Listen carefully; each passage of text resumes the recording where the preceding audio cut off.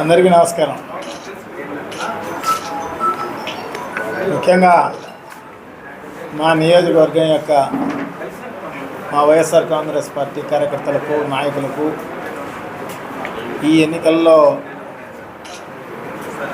నాకు సాయం చేసిన అందరికీ కూడా పేరు పేరున అందరికీ కూడా కృతజ్ఞతలు వ్యక్తపరుస్తున్నాను. తప్పకుండా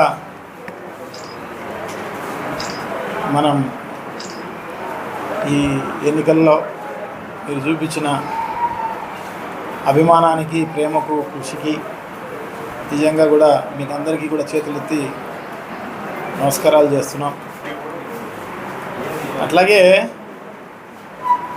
రాష్ట్ర వ్యాప్తంగా జరిగిన ఎన్నికల సరళిని ఒకసారి గమనిస్తే,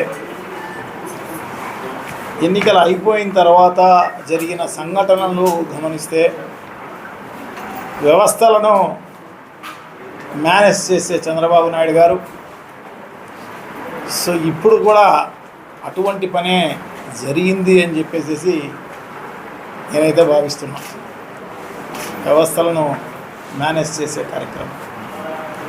సో తప్పకుండా ఈవీఎంస్ను ట్యాంపరింగ్ జరిగిన కార్యక్రమం నా నియోజకవర్గంలోనే కాదు, త్రూఅవుట్ రాష్ట్రంలో అన్ని నియోజకవర్గాల్లో ఎంపిక చేసుకున్న బూతులను ట్యాంపరింగ్ చేసిన పరిస్థితి కనపడుతుందన్నమాట.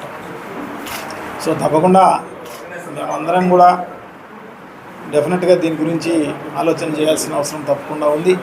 సో దీనిపైన కోర్టుకు కూడా వెళ్ళే కార్యక్రమం తప్పకుండా చేస్తాం. సో డెఫినెట్గా ఇది జరుగుతుందని చెప్పేసి నేనైతే భావిస్తా. కోర్టులో ఉన్న మాకు న్యాయం జరుగుతుందేమో అని చెప్పేసి ఆశిస్తాం.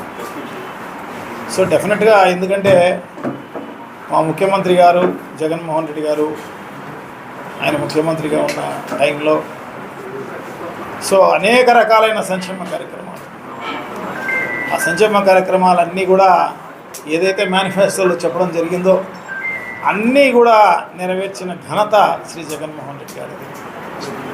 సో తప్పకుండా ఎవరికి కూడా తెలుగుదేశం పార్టీకి కూడా నష్టం జరగకోకుండా పార్టీలకు అతీతంగా, కులాలకు అతీతంగా, మతాలకు అతీతంగా, వర్గాలకు అతీతంగా అన్ని రకాలైన సంక్షేమ కార్యక్రమాలు చేయడం జరిగింది. అట్లాగే అన్ని గ్రామాలు అభివృద్ధి కార్యక్రమాలు కూడా జరిగిన పరిస్థితి మనం అందరం కూడా చూస్తున్నాం అన్నమాట. సో డెఫినెట్గా ఈ యాంటీ ఇన్కంబరెన్స్ అనేది ఉండే అవకాశమే లేదు.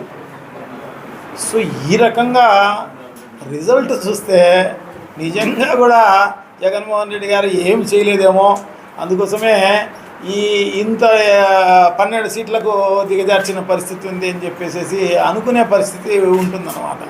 సో అటువంటి పరిస్థితి ఏం లేదు.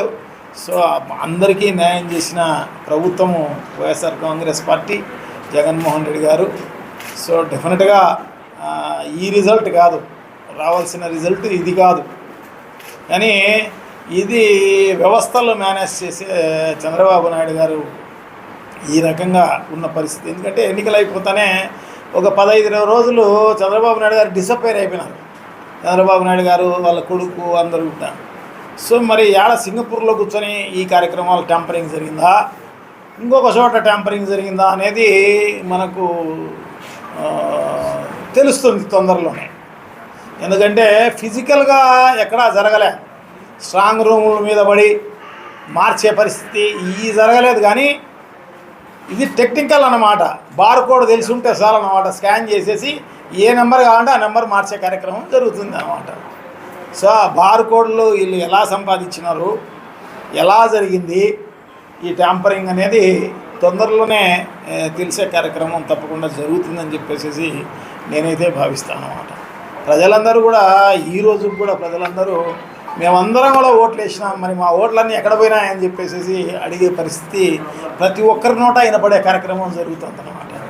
సో ఇది పెద్ద రాష్ట్ర వ్యాపితమైన స్కామ్ ఇది. సో డెఫినెట్గా ఇది బయటకు వచ్చే కార్యక్రమం తప్పకుండా జరుగుతుంది. దేవుడు అనే ఆయన పైన ఉన్నాడు. సో ప్రజల ఆశీర్వాదం ఉంది. డెఫినెట్గా మంచి జరిగే కార్యక్రమం జరుగుతుంది అని చెప్పి మేమైతే భావిస్తామన్నమాట. సో తప్పకుండా ఏదేమైతేనే ఎన్నికల్లో సహకరించిన ప్రతి ఒక్కరికి కూడా, ఎందుకంటే మొక్కవోని ధైర్యంతో, మొక్కవోని నమ్మకంతో, మొక్కపోని విశ్వాసంతో కృషి చేసిన మా కార్యకర్తలకు, నాయకులకు అందరికీ కూడా పేరు పేరున వారికి అందరికీ కూడా అభినందనలు, కృతజ్ఞతలు, నమస్కారాలు అన్నీ తెలియజేసుకుంటూ సెలవు తీసుకుంటున్నాను. Thank you. నమస్కారం.